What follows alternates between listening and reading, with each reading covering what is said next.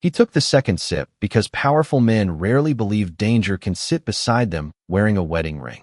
Daniel Kong raised the crystal tumbler toward the amber light of the chandelier, unaware that Amara Brooks had just watched a single clear drop fall from the hidden edge of Vanessa's emerald ring into his whiskey. Amara stood 6 feet behind the dining table with a silver serving tray pressed against her black uniform, her dark hands suddenly cold against the polished metal.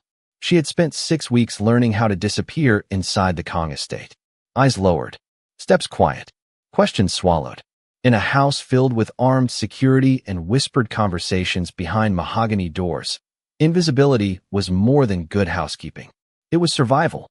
But now every instinct in her body was telling her to move. Daniel brought the glass to his mouth. "Mr. Kong." Her voice escaped before courage could stop it. Vanessa turned first, her pale face framed by perfect blonde waves, one hand resting elegantly beside her dinner plate. Daniel looked over his shoulder. His dark eyes settled on Amara with the cold patience that had silenced men twice his size. "Yes." Amara opened her mouth. Nothing came. She had seen the drop, but she had no proof.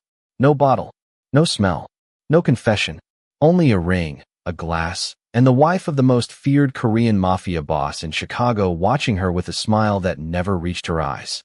"The kitchen asked if you wanted dessert, sir," Amara said quietly. Daniel studied her for 1 second longer. Then he turned back to the table. No, he drank. The first sip disappeared. Amara's heartbeat slammed against her ribs. Vanessa lifted her wine. "To us," she said softly. Daniel said nothing. He rarely wasted words on ceremonies he considered unnecessary. He simply raised the whiskey again. Amara took 1 step forward. Stop him. The thought was immediate. Terrifying. Impossible. She was the maid. Vanessa was his wife. Daniel Kong commanded businesses, men, and secrets that stretched across Chicago.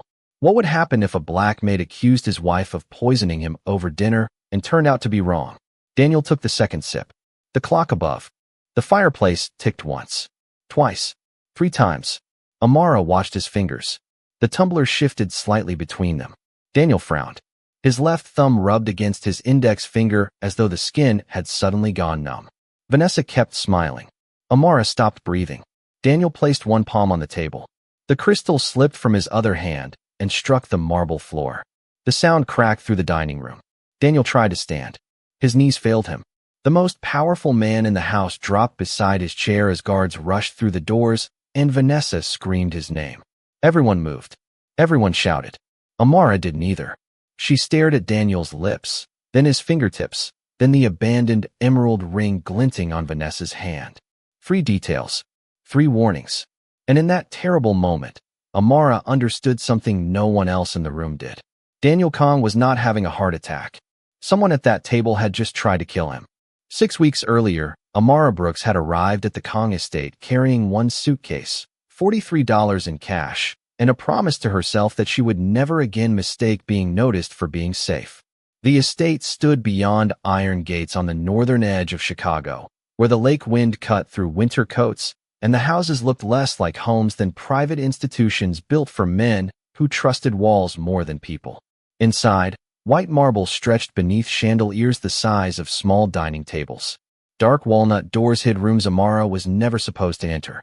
Security cameras watched every hallway except the staff wing, and men in black suits moved through the mansion with the quiet discipline of people who did not need to explain their purpose. On her first morning, the head housekeeper, Mrs. Evelyn Price, gave Amara 3 rules. Never interrupt Daniel Kong during a meeting. Never touch anything on his desk. Never ask why visitors sometimes arrived after midnight and left before sunrise. Amara nodded. She had cleaned hospital rooms, hotel suites, and private homes where wealthy families argued behind closed doors while pretending the staff had no ears. She understood invisibility. She was good at it. Yet Mrs. Price noticed something unusual by the end of Amara's first week. Amara smelled every cup of tea before carrying it upstairs. She watched people's faces when they complained of headaches. When a gardener became dizzy after working outside for 3 hours, Amara was the first person to notice his confusion and insist that he sit in the shade while someone called for medical help. "You always watching people like that?" Mrs. Price asked one afternoon. Amara folded a linen napkin into a perfect rectangle. Only when something looks wrong. And how do you know? Amara paused. The answer lived 11 years in the past, inside a narrow kitchen in Georgia filled with dried herbs, glass jars, and the warm voice of Ruth Brooks telling her granddaughter that the body whispered before it screamed. Her grandmother had been a community nurse for more than 30 years. People called Ruth a healer, though Ruth herself disliked the word. Healing belongs to God and good medicine, she used to say. We just pay attention. Ruth taught Amara to notice changes in breathing, skin color, speech, balance, and awareness, not to replace doctors, but to recognize when a person needed help quickly. Amara had carried those lessons into nursing school. Then Ruth died, and Amara walked away from the classroom before finishing her degree. My grandmother taught me to pay attention, Amara finally said. Mrs. Price gave a doubtful smile and returned to the inventory sheet. The conversation ended there, but Amara kept noticing, especially Daniel Kong. He was 36, Korean American, controlled to the point of stillness, and surrounded by men who treated his silence like an order. During Amara's second week, she saw him pause halfway up the staircase and grip the railing for 3 seconds. During the third, he rubbed his fingertips together during breakfast as if trying to restore sensation. By the fourth, the headaches had started. Daniel dismissed them. His wife did not. Vanessa always appeared with tea, vitamins, or some gentle suggestion that he needed rest. Everyone saw devotion. Amara saw details. Vanessa never drank from the same pot. She never let another servant prepare Daniel's evening tea. And whenever Daniel complained of feeling worse, Vanessa watched him with extraordinary calm. Amara said nothing. She had no evidence. Only observations. Only whispers. But Ruth Brooks had taught her something else before she died. Patterns were warnings people ignored because each individual moment seemed too small to fear. By the 6th week, Amara had stopped seeing small moments. She was seeing a pattern. By the 5th week, Vanessa Kong had perfected the performance so completely that even Amara sometimes questioned her own instincts. Vanessa remembered every guard's birthday. She sent flowers when Mrs. Price's sister went into surgery. At charity dinners, she stood beside Daniel in silk dresses and spoke about community programs with the polished warmth of a woman born for cameras. When Daniel entered a room, Vanessa touched his arm as if reassuring herself he was there. Guests called it devotion. Daniel seemed to accept it as loyalty. Amara noticed what happened when no one important was watching. One Tuesday morning, she entered the breakfast room carrying fresh coffee and found Vanessa standing alone beside Daniel's tea. The silver pot was already steaming. Vanessa held a small amber bottle near her palm. The moment she saw Amara, her fingers closed around it. "You are early," Vanessa said. Her smile appeared instantly. "Perfect." Amara lowered her eyes. "Mrs. Price asked me to polish the sideboard before breakfast, ma'am." "Then polish it." Amara moved toward the walnut cabinet. Behind her came the soft click of glass touching glass. She did not turn around.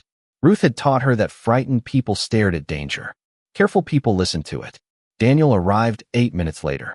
He wore a charcoal suit and carried 2 phones, his expression unreadable as Marcus Reed followed him into the room. Daniel sat. Vanessa poured his tea herself. "You need to rest today," she said. "I have meetings." "You had a headache all night."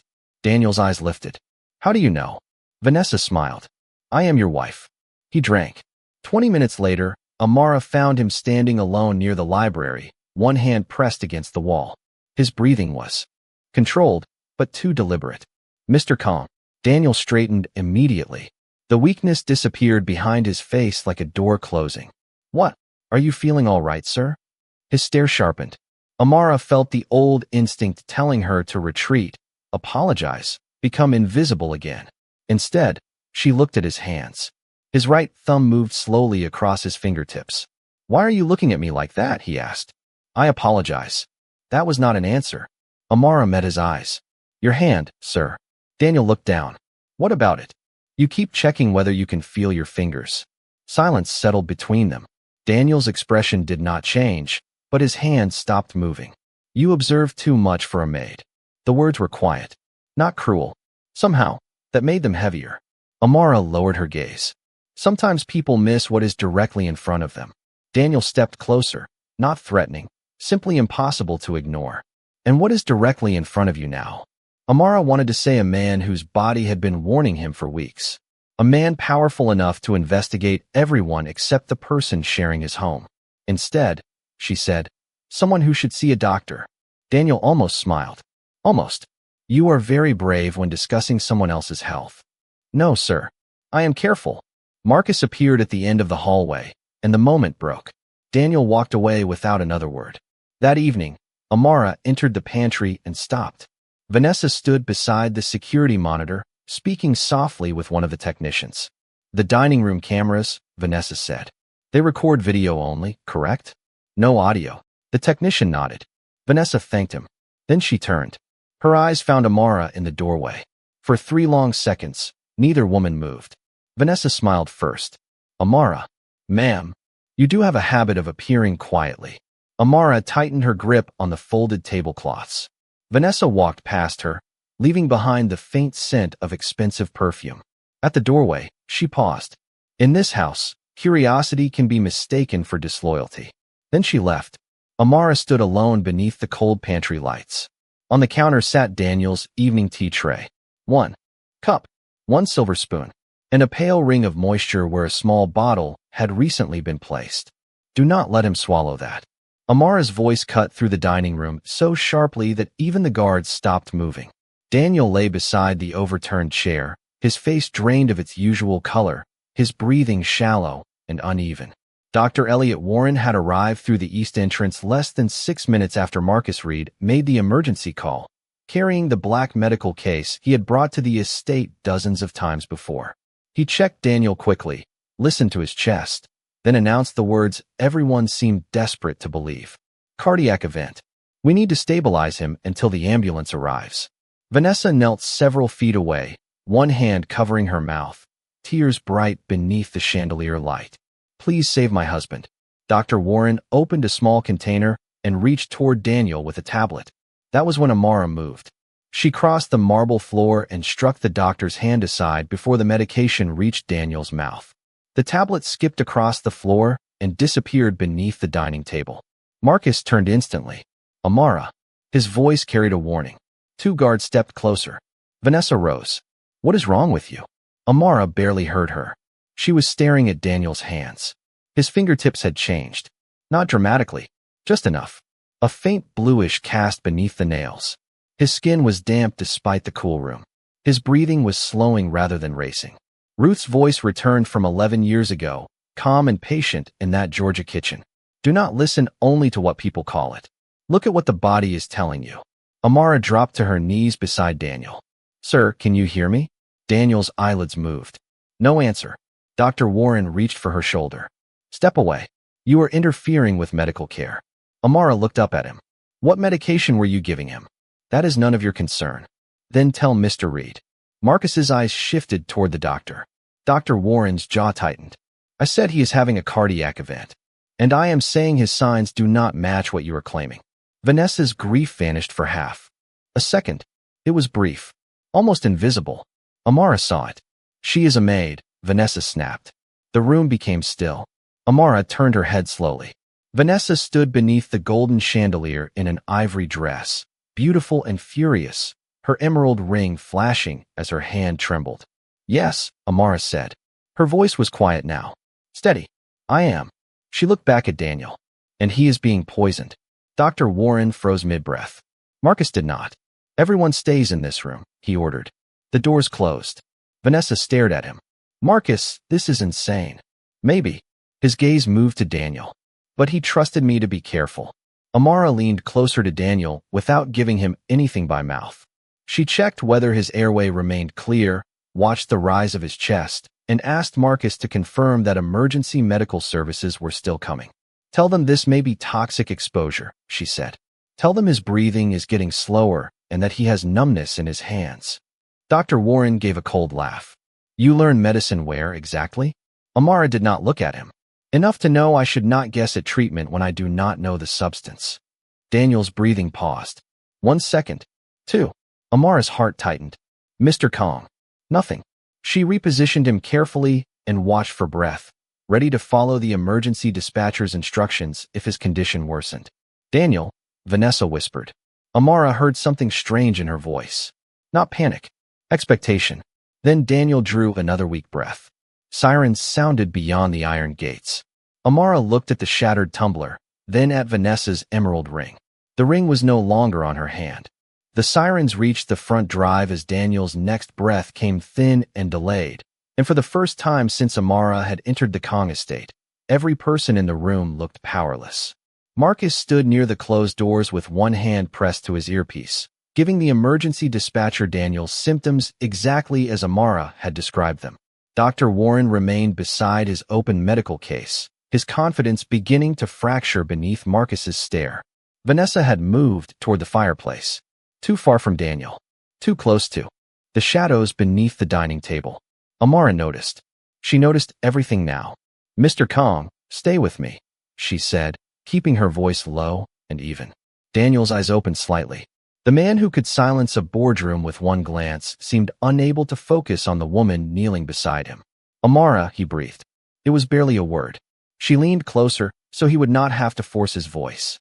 "I am here, sir." His fingers moved against the marble. Amara watched his chest, counted each breath, and kept his airway clear while the dispatcher guided Marcus through what to report. She did not reach for a miracle. She did not search the kitchen for some secret cure. Ruth had taught her better than that. A healer was not someone who pretended to know everything. A healer knew when observation could buy precious time and when trained emergency professionals needed the clearest possible information. "Do not give him food or drink," Amara said. "Keep the glass pieces where they are. The paramedics may need to know what he consumed." Dr. Warren's face hardened. "You are creating panic." Amara finally looked at him. "No, his body is." The front doors opened. Footsteps crossed the foyer. 3 paramedics entered with equipment, and the dining room shifted from confusion into controlled urgency. Amara moved back only when they asked her to, then immediately described what she had seen. Numbness in the fingers, increasing weakness, slowed breathing, sudden collapse after drinking whiskey, possible toxic exposure. One paramedic looked at Dr. Warren. "Heart history, none documented." Marcus answered before the doctor could speak.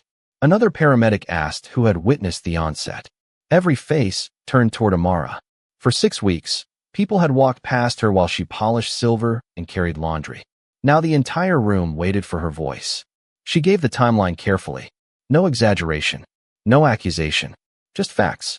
Daniel was placed on the stretcher, and as the paramedics prepared to move him, his hand lifted weakly from the blanket. His fingers closed around Amara's wrist. Marcus stepped forward, but Daniel's eyes opened. Dark, unfocused, still commanding. "She comes," he whispered. Vanessa stared. "Daniel, I am your wife." His gaze did not move from Amara. "She comes." The ambulance doors closed minutes later with Amara inside, seated against the wall while the medical team worked. Daniel drifted between awareness and darkness. Each time his eyes opened, Amara was there. "Stay with me, Mr. Kong." The city lights flashed across the windows. "Listen to my voice." His breathing remained fragile. "You are not alone." Daniel's eyes found hers once more. In that narrow space filled with monitors and urgent voices, the most feared man in Chicago looked at a Black Maid he had barely noticed 6 weeks earlier and understood one simple truth. Everyone else had told him what was convenient. She had told them what his body was saying. At the hospital, the emergency team rushed Daniel through secured doors. Marcus arrived moments later with 2 guards. Vanessa followed, crying into a white handkerchief. Dr. Warren did not appear. Amara stood beneath the harsh waiting room lights, her uniform wrinkled, her hands trembling now that Daniel was no longer in front of her. Marcus approached. "You saved time tonight." Amara looked toward the secured doors. "I only paid attention." Marcus studied her. Daniel Kong does not forget people who keep him alive. Across the waiting room, Vanessa lowered her handkerchief. Her tears were gone. She was staring directly at Amara. And for the first time, Amara understood that saving Daniel had not ended the danger. It had made her visible. Daniel Kong survived the night, but survival did not bring peace to the Kong estate. By sunrise, the hospital confirmed that his condition was consistent with toxic exposure, though identifying the exact substance would take more testing. Marcus locked down the mansion before Daniel even returned home. Staff phones were collected. Kitchen inventory was checked. Security footage was copied. No one resigned. No one traveled. No one disappeared. Amara spent the morning in a small staff room answering the same questions until her throat felt dry. What did you see? Where were you standing? Why were you watching Vanessa? How did you recognize the symptoms? She answered, carefully. Facts only.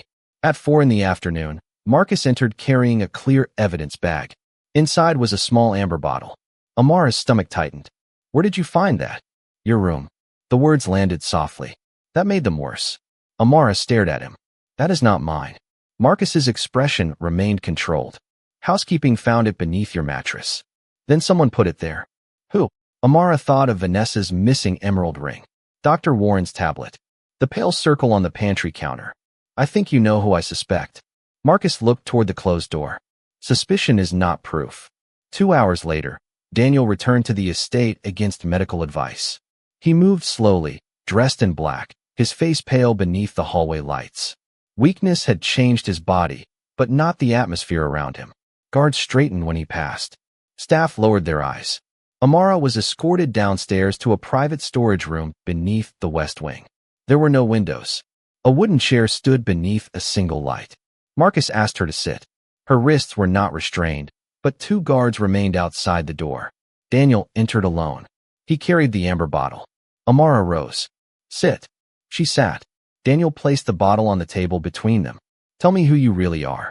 Amara looked at the man whose breathing she had counted less than 24 hours earlier. His voice was cold again. Controlled. The steel had returned. The woman who kept you alive. Silence. Daniel's jaw tightened. A bottle connected to my poisoning appears in your bedroom, and you expect me to accept that answer? No. I expect you to remember who stopped Dr. Warren from giving you medication before anyone knew what was happening. Perhaps you wanted to control what entered my body. Amara felt the accusation like ice, but she refused to lower her eyes. Then I did a terrible job, because I told the paramedics everything I observed. Daniel studied her. You knew too much. I noticed more. There is a difference? Yes. Her voice remained steady. Knowledge can be hidden. Attention happens in front of you. Daniel walked around the table. You watched my hands. My breathing. My wife. Your wife watched the dining room cameras. He stopped. Amara continued. She asked whether they recorded audio. She prepared your tea alone. She carried a small amber bottle. And when you collapsed, her ring disappeared. Daniel's face gave nothing away. Why did you not tell me? Amara almost laughed, but there was no humor in her. You told me I observed too much for a maid. The room went quiet. Daniel remembered the library hallway. Her warning. His own dismissal. For the first time, something in his expression shifted. Not trust. Not yet. Recognition. And Dr. Warren? He asked. He called it a cardiac event too quickly. He became defensive when I asked what he was giving you. Then he vanished from the hospital. Daniel looked at the bottle. You sound like a nurse. Amara's breath caught. Daniel saw it. There, he said quietly. That is the first thing you have tried to hide from me. Amara looked down at her hands. 11 years of memory pressed against her chest. Georgia. Ruth's kitchen. Nursing textbooks packed into a cardboard box. A hospital corridor she had promised herself never to remember. Daniel pulled out the chair across from her and sat. Not behind a desk. Not above her. Across from her. Amara. His voice lowered. Who taught you to see what everyone else missed? She lifted her eyes. My grandmother. Daniel waited. Amara understood then that the bottle was not the only secret in that room. Her name was Ruth Brooks, she said. And people used to call her a healer. A healer, Daniel repeated, and the words sounded strange in his cold underground room, surrounded by concrete walls and men who trusted cameras more than faith. Amara held his gaze. That is what people called her. Ruth never called herself that. Daniel leaned back slowly. Conserving strength he clearly did not want anyone to know he lacked. What did she call herself? A nurse who paid attention. Amara looked at her hands. She worked in rural Georgia for more than 30 years. Some families could not afford regular care. Some were afraid of hospitals. Some had been ignored so many times they stopped believing anyone would listen. My grandmother listened. Daniel said nothing. Silence was his preferred language, and Amara was beginning to understand that his quiet was not emptiness. It was calculation. She taught me to watch breathing before someone said they could not breathe, Amara continued. To notice confusion before a person admitted they felt wrong. To understand that traditional knowledge should never replace emergency medicine. but careful observation can tell you when someone needs help fast. Daniel's eyes moved toward the amber bottle. In nursing school, Amara's shoulders stiffened. 2 years. Why did you leave? The question opened a door she had kept locked for 11 years. Amara could almost smell Ruth's kitchen again. Cinnamon in the old wooden cabinets, rain against the screen door, dried mint hanging near the window. Then the memory changed. White hospital walls, fluorescent lights, a doctor speaking too quickly. Amara swallowed. My grandmother was admitted after a medication change. I noticed she was becoming confused. Her breathing changed. I kept asking someone to check her. Her voice grew quieter. They told me I was anxious. They told me students often imagine complications because they know just enough to be afraid. Daniel's face hardened. What happened? By the time they listened, she was gone. The room became completely still. Amara had told herself for years that Ruth's death was the reason she left nursing school. The truth was uglier. She had left because every classroom reminded her of the moment her voice had been dismissed. I packed my books, she said. I stopped wearing scrubs. I took whatever work paid rent. Hotels, offices, houses. She looked at Daniel. Eventually yours. Daniel studied her for a long moment. You stopped trusting doctors. No, Amara shook her head. I stopped trusting titles more than evidence. Something changed in Daniel's eyes. Perhaps because he understood that language. His entire world was filled with titles. Boss, doctor, wife, maid. Each one came with assumptions. Each one had nearly cost him his life. Then why save me? He asked. Amara frowned. What? You know what I am. His voice remained calm. You hear the conversations. You see the security. You are intelligent enough to understand that my hands are not clean. Amara breathed slowly.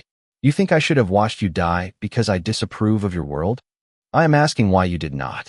She looked directly at him. Because dying men do not become innocent just because I hate their choices. But I do not become cruel just because they are. Daniel froze. No guard entered. No phone rang. For once, the Korean Mafia boss had no immediate answer. Amara rose from the chair. If you believe that bottle is mine, call the police. Give them the evidence. Let them investigate me. Daniel's eyes narrowed. You would trust them? I would trust the truth more than abasement. The words hung between them. Daniel looked at the amber bottle again, then reached into his coat and placed a small object on the table. An emerald ring. Amara stopped breathing. Marcus found it beneath the dining table, Daniel said. His voice was almost a whisper. My wife told him she lost it 3 days ago. Amara stared at the ring. Daniel stared at her. She lied, Amara said. Yes. Daniel stood slowly. And now I want to know why. For the first time since Amara had entered the Kong estate, Daniel opened the door for her himself. Daniel did not confront Vanessa the next morning. That surprised Amara more than anger would have. Instead, the estate returned to its usual rhythm, polished silver at breakfast, black cars arriving through the iron gates, quiet men carrying briefcases into rooms where servants were expected to hear nothing. Daniel remained upstairs for most of the day, officially recovering. Vanessa moved through the mansion with renewed confidence. She asked Mrs. Price whether Amara had been dismissed. Mrs. Price answered that staffing decisions belonged to Mr. Kong. Vanessa smiled. By dinner, Amara was back in her black uniform. The same uniform. The same lowered eyes. Only now, when Daniel passed her in the hallway, he saw her. 3 days later, Marcus entered Daniel's study carrying a thin gray folder. Amara stood near the bookshelves with a tea tray, present because Daniel had ordered her to remain. Marcus placed the folder on the mahogany desk. Dr. Warren talked. Daniel did not move. Why? Because the hospital toxicology report contradicted his diagnosis, and financial records gave investigators questions he could not explain. Marcus opened the folder. Payments routed through a consulting company. Private messages. Repeated meetings with Vanessa over the previous 4 months. Daniel read every page without changing expression. Amara watched his right hand. Completely still. That frightened her more than shaking would have. And the bottle in Amara's room. Daniel asked. House camera from the staff corridor caught Vanessa entering that wing 22 minutes before it was found. Marcus paused. She wore a scarf and kept her face turned away, but the height, clothing, and timing match. We also recovered a message discussing where evidence should be placed. Daniel closed the folder. Dinner tomorrow. 8 o'clock. Marcus understood immediately. Amara did not. The next evening, the dining room looked exactly as it had on the night Daniel collapsed. Golden chandelier light, white linen, crystal glasses, a fire burning low behind the iron screen. Vanessa entered wearing navy blue and stopped when she saw Amara beside the drink cart. Why is she here? Daniel sat at the head of the table, pale but upright. She works here. Vanessa's eyes narrowed. After what happened? Especially after what happened. Silence. Amara lifted the whiskey bottle. Her hands were steady. She poured one glass and placed it before Daniel. Vanessa watched every movement. Daniel picked up the tumbler. For one terrible second, Amara remembered the marble floor and his failing breath. Then Daniel pushed the glass across the table. It stopped in front of Vanessa. Drink. Vanessa blinked. Excuse me. The whiskey. Daniel's voice was soft, controlled. Drink it. Vanessa gave a nervous laugh. Daniel, you are being ridiculous. Am I? Marcus entered and placed the emerald ring on the table. Vanessa's face changed. Only slightly. Amara saw it. Daniel did too. You said you lost this 3 days before my collapse, Daniel said. I was mistaken. Marcus placed the gray folder beside the ring. You were mistaken about Dr. Warren too. Vanessa looked toward the door. 2 security officers stood outside, not threatening, simply present. Daniel opened the folder. 4 months of payments. Messages about my symptoms. Instructions to place a bottle in Amara's room. Vanessa's composure cracked. She is manipulating you. Daniel looked at Amara. She warned me before I collapsed. She wanted you to trust her. She kept me alive long enough to reach a hospital. She is a maid. 2 weeks later, the Kong estate was quieter than Amara had ever known it. Vanessa's flowers were gone from the foyer. Her photographs had disappeared from the upstairs hallway. Dr. Warren's name had been removed from every contact list in the house, and Marcus had replaced Daniel's private medical arrangements with a hospital-based care team that answered to records, testing, and documented evidence. Yet at 2:15 one morning, Amara still stood alone in the kitchen, washing a crystal whiskey glass beneath warm running water. She had found it on the dining room sideboard, untouched since the night Vanessa left. You work too late. Daniel's voice came from the doorway. Amara did not turn immediately. So do you, Mr. Kong. I own the house. Then you should know where the light switches are. Silence. Then, unexpectedly, Daniel laughed. It was quiet and brief, as if the sound had surprised him too. Amara shut off the faucet and reached for a towel. Daniel entered wearing a dark sweater instead of a suit. Without the tailored armor and men standing behind him, he looked younger. Still controlled. Still dangerous in the way powerful men often were. But human. Why are you still here, he asked. Amara dried the glass. Mrs. Price put me on the evening schedule. That is not what I meant. She looked at him. Daniel rested one hand against the kitchen island. You were accused in my house. Questioned in my house. Taken downstairs because I believed evidence placed by someone who wanted me dead. His jaw tightened. Most people would have left. Most people need rent money. Daniel stared at her. Amara placed the glass on the counter. Saving your life did not make me rich, Mr. Kong. Another. Silence. Daniel looked at her hands. Those hands had polished his silver, folded his shirts, carried his tea. He had seen them hundreds of times without ever truly noticing them. Then, on the dining room floor, those same hands had stayed steady while everyone with more status lost control. Daniel reached for the towel. Give me that. Amara raised an eyebrow. Do you know how to dry crystal? I run several companies. That was not my question. He almost smiled again. Amara handed him the towel. Daniel dried the glass carefully, then inspected it beneath the kitchen light. Acceptable. Barely. He set it down. I had Marcus look into your nursing school records. Amara's expression changed. You investigated me again. Yes. You really need a better hobby. You were 3 semesters from completing your degree. Amara looked away. That life is over. Why? Because I decided it was. No, Daniel's voice was gentle, but certain. You decided it was over when grief was making decisions for you. Amara's eyes returned to him. You do not know anything about my grief. You are right. Daniel nodded once. But I know something about letting the worst moment of your life choose every moment after it. The words settled between them. Amara saw no command in his face.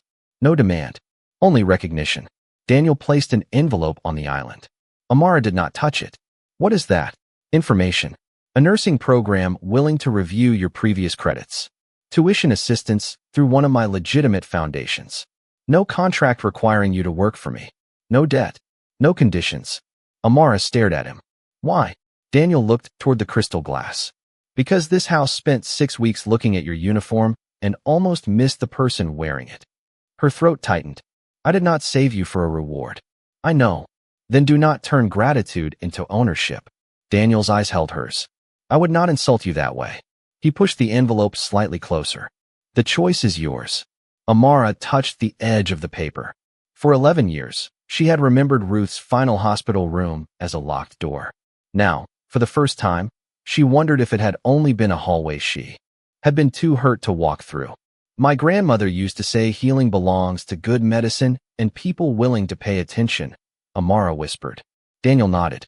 She sounds wise. She was. Amara picked up the envelope. Daniel turned toward the door.